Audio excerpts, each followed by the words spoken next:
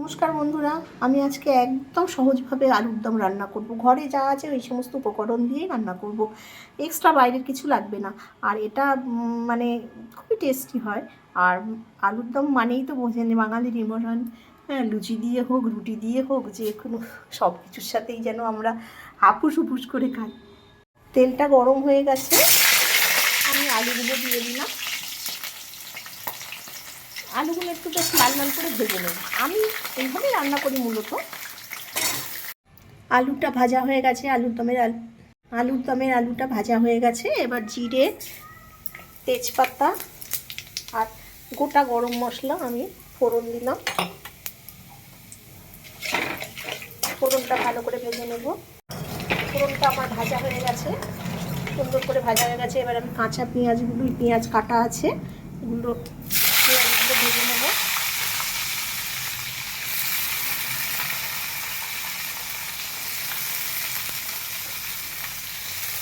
পেঁয়াজটা বেশ লাল লাল করে ভেজে নেব। পেঁয়াজটা বেশ লাল লাল করে ভাজা হোক। পেঁয়াজ ভাজাটার মধ্যে নুন দিয়ে দিলাম। নুনটা দিলে পেঁয়াজটা তাড়াতাড়ি ভাজা হয়ে যায়। আর একটু লাল লাল ভাজা হবে। ভাজা হয়ে গেছে, লাল লাল করে পেঁয়াজটা ভেজে নিয়েছি।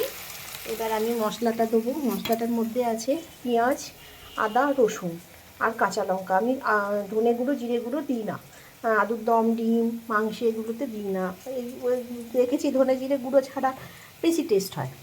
আপনারাও খেয়ে দেখতে পারেন একবার, এটা ভালোই লাগে খেতে। এটা আমি দিয়ে দিলাম। দিয়ে এবার তাকে ভালো করে কষিয়ে নেব। কষানো হোক। আজকে বাইরের ওয়েদারটা দেখুন বন্ধুরা, 2-3 দিন মেঘলা করে থাকার পর একদম ঝলমলে রোদ, কি ভালো লাগছে। আর আমার এই রান্নাঘরের সামনে পিছনে যার জমি, প্রচুর গাছপালা আছে, দেখতে খুব ভালোই লাগে। পরিবেশটা বেশ অন্যরকম লাগে। রান্না করতে করতে জানলা দিয়ে দিকে তাকালে বেশ মনটা ভালো হয়ে যায়। আমি এই মশলার সাথে হলুদ গুঁড়োটা দিয়ে দিলাম। আর টমেটোটাকে পেস্ট করে রেখেছিলাম, টমেটো বাটাটা দিলাম। আর দিলাম অল্প করে লঙ্কার গুঁড়ো। কাঁচা লঙ্কাটা এখন ঝাল হয় না, আর আলুর দমটা একটু ঝাল ঝাল হলে বেশ ভালো লাগে। আমি সচরাচর গুঁড়ো লঙ্কাতে রান্না করি না, অল্প করে দিলাম। এবার এটা ভালো করে কষিয়ে নেব। আমি একটু চিনি দেব, অল্প করে একটু মিষ্টি দেবো। একটু মিষ্টি না দিলে আমাদের মুখে আর কি ভালো লাগে না, এটা অপশনাল, যে দেবে দেবে, না দেবে না দেবে। চিনি সকলে খায় না, আমাদের একটু লাগে। মশলাটা কষানো আমার হয়ে গেছে। এই যে তেলটা ছেড়ে এসছে, এই তেল ছেড়ে আসা মানেই মশলাটা কষানো হয়ে যাওয়া। আর এইবার আমি গরম জল দেবো। ইলেকট্রিক কেটলিতে আমি গরম জল করে রেখেছিলাম, জলটা দিয়ে দেবো। তার সাথে সাথে আলুগুলোও দিয়ে দেবো, অনেকটা আলু।